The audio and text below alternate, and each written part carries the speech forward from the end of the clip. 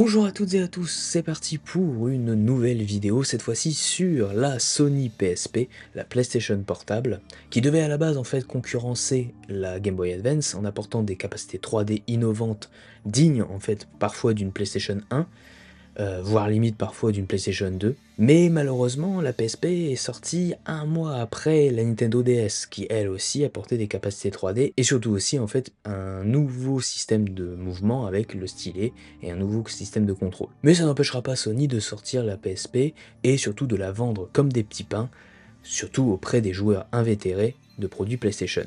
Malheureusement pour Sony, la PSP a été très rapidement ouverte au homebrew et aux autres applications, on va dire, codées par la communauté, et ce à cause d'un petit oubli de la part de Sony. En tout cas, n'hésitez pas à vous abonner à la chaîne, c'est très important, et surtout de mettre un pouce en l'air et de partager la vidéo. La PlayStation Portable, c'est maintenant.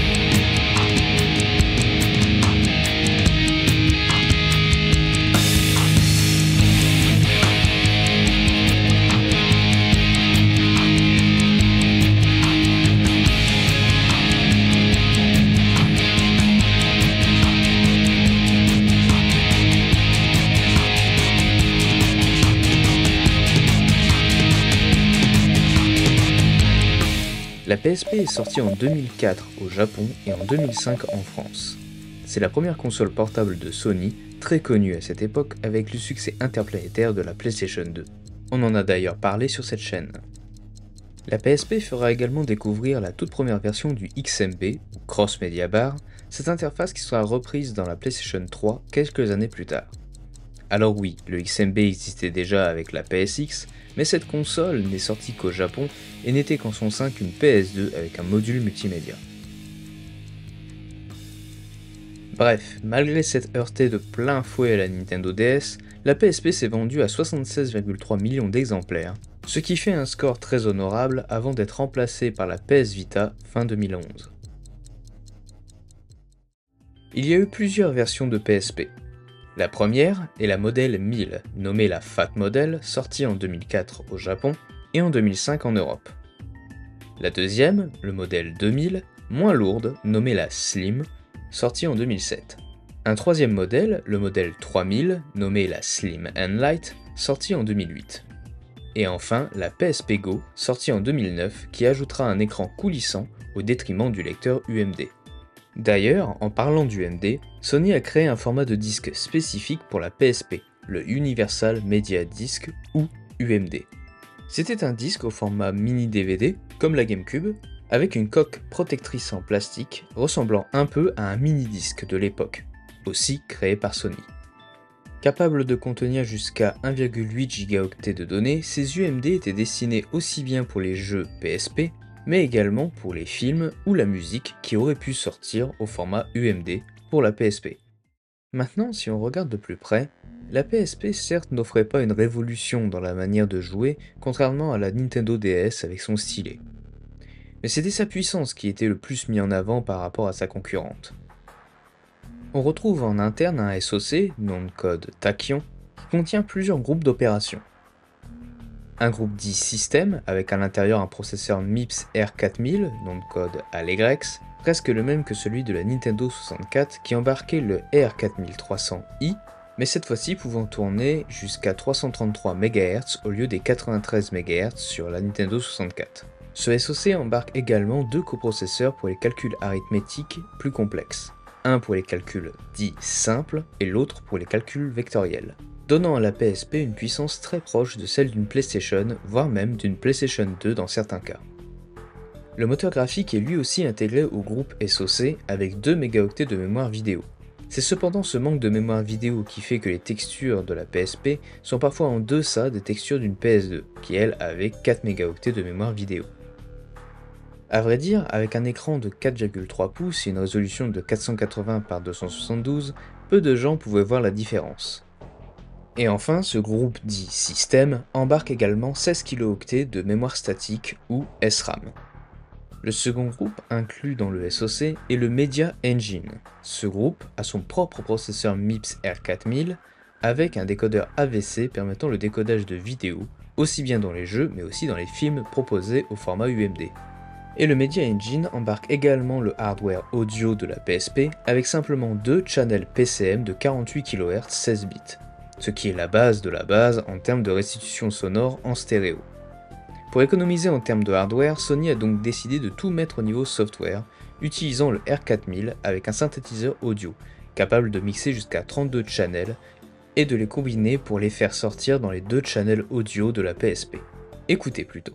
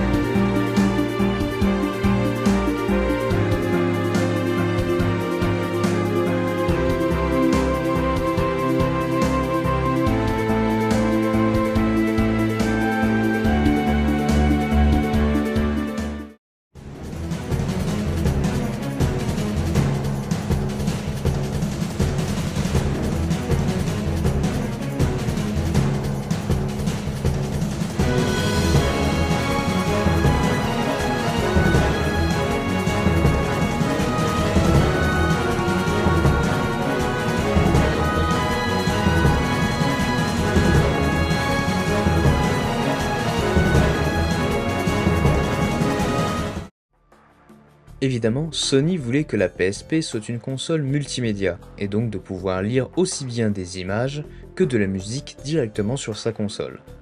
C'est ainsi que le logiciel de la PSP embarque également un décodeur MP3, capable de lire de la musique directement depuis le menu principal, ce fameux XMB, qu'on retrouve par la suite sur la PS3. En addition à tout ceci, la PSP embarque 32 mégaoctets de RAM pour le système entier. La PSP possède également un second SoC qui gère tout ce qui est lié au lecteur UMD, un peu comme le Mechacon sur PlayStation 2. Il gère l'authenticité de l'UMD ainsi que sa région qui doit être la même que celle de la console. Pour terminer, la PSP embarque également un module Wi-Fi pour le jeu en ligne, mais aussi pour se mettre à jour, et on en parlera dans un petit moment. Également un port USB pour se brancher à un ordinateur. Niveau sécurité, Sony était habitué des problèmes avec l'exploitation des failles de la PlayStation 2, et de plus Sony voyait ce qui se passait sur la scène Xbox. Sony va donc reprendre quelques petites choses de ses anciennes consoles, mais également de la concurrence. Voici comment la PSP démarre en s'assurant que tout est en ordre.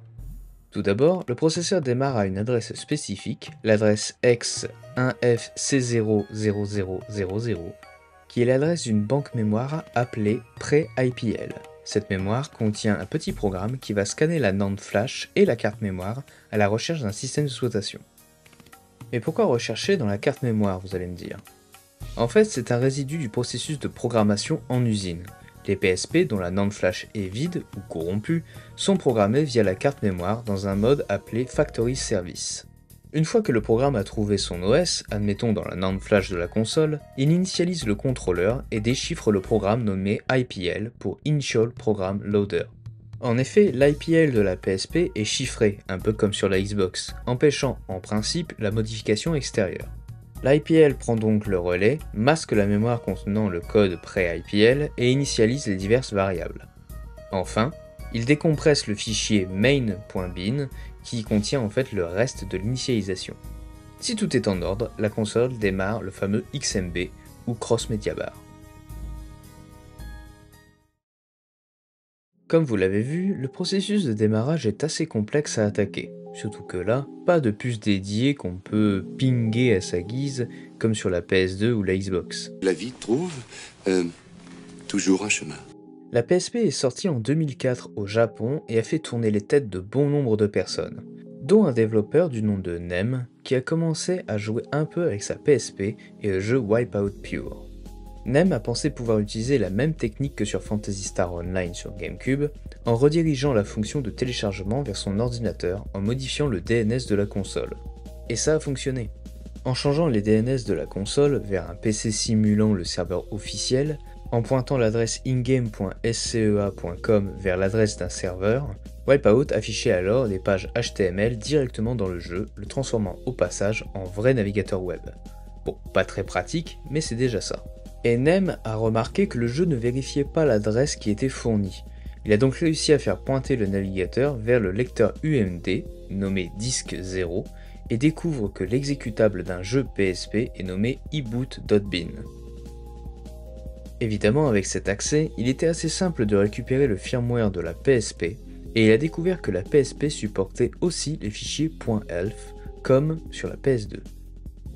Il lui a suffi donc quelques jours pour écrire son propre programme et de l'afficher sur une PSP non modifiée.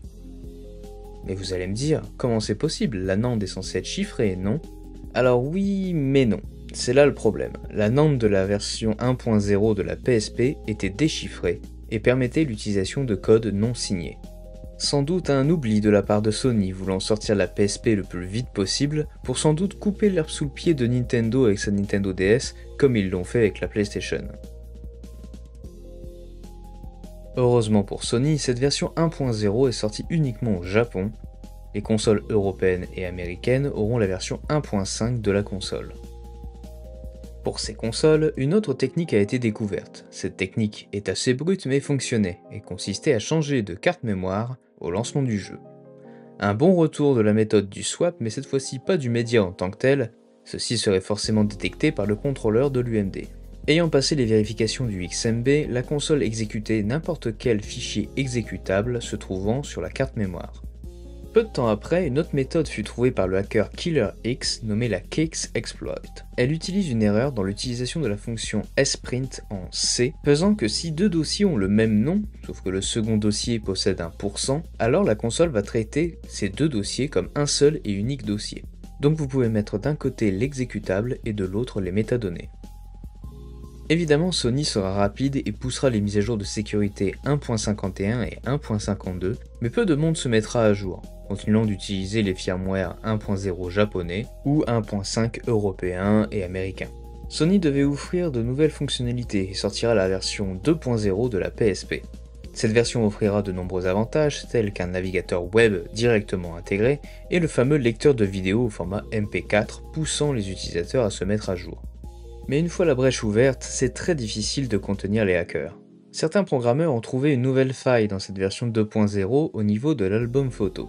En effet, Sony a voulu que la PSP puisse lire les images au format TIFF, qui est un format d'image sans perte, mais cette implémentation comprenait des problèmes. Un simple buffer overflow pouvait faire exécuter du code non signé avec une simple image au format TIFF sur votre console. On a déjà parlé du buffer overflow dans une autre vidéo. Sony a été rapide et a sorti la version 2.01 du firmware, mais peu de temps après, le jeu Grand Theft Auto Liberty City Stories est sorti sur PSP, le premier GTA en 3D sur une console portable. Évidemment, le succès était au rendez-vous pour Sony et Rockstar. Problème, c'est que Rockstar Leeds, qui a développé le jeu, a oublié une petite chose lors du développement. Des hackers ont découvert que les sauvegardes du jeu n'étaient pas vérifiées dans le code, et donc susceptibles de déclencher un buffer overflow. Alors Sony évidemment était furieux contre Rockstar et a demandé à ce que Rockstar retire le jeu de la vente et également sorte une version donc du coup mise à jour avec ce bug de sauvegarde d'enlever et en même temps d'ajouter une mise à jour obligatoire à la version 2.60 pour obliger les joueurs à avoir cette dernière version du firmware PSP. Parce que du coup, le firmware 2.60 patchait d'autres failles de sécurité que Sony avait trouvées au passage. Mais souvenez-vous, les stores numériques n'existaient pas, donc si Rockstar retirait le jeu de la vente, c'était une perte sèche pour l'éditeur, et du coup, il fallait également refaire les disques, refaire les boîtes, etc. etc. Alors, c'est pas très grave pour Sony, parce que Sony gagnait de l'argent sur chaque UMD vendu, mais bon, ça c'est un détail. Alors certes, tout ce jeu de chat et de la souris avec les hackers et Sony dura des mois et des mois, jusqu'au jour où un petit hacker espagnol du nom de Dark Alex est arrivé sur la scène homebrew. La méthode de Dark Alex était radicale, installer un firmware personnalisé remplaçant le firmware officiel de la PSP.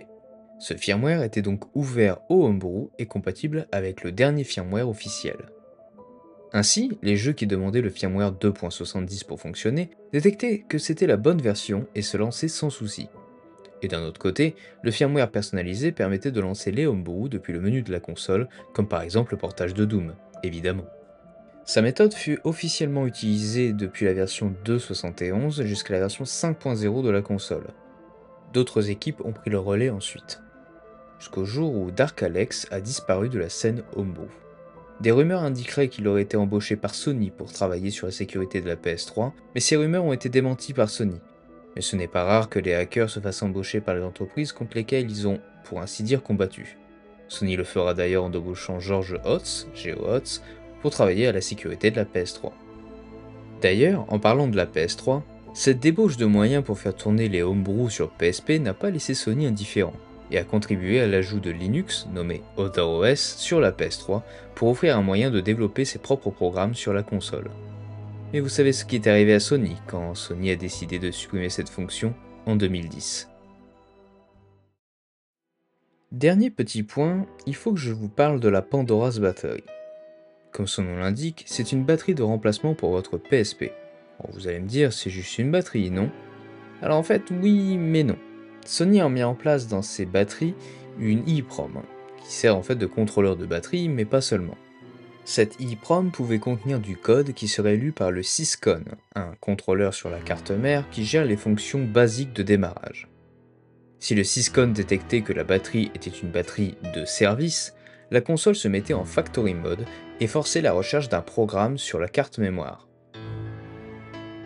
Là aussi, c'est un résidu du processus de fabrication de la PSP, et c'est utilisé par Sony dans les centres de réparation.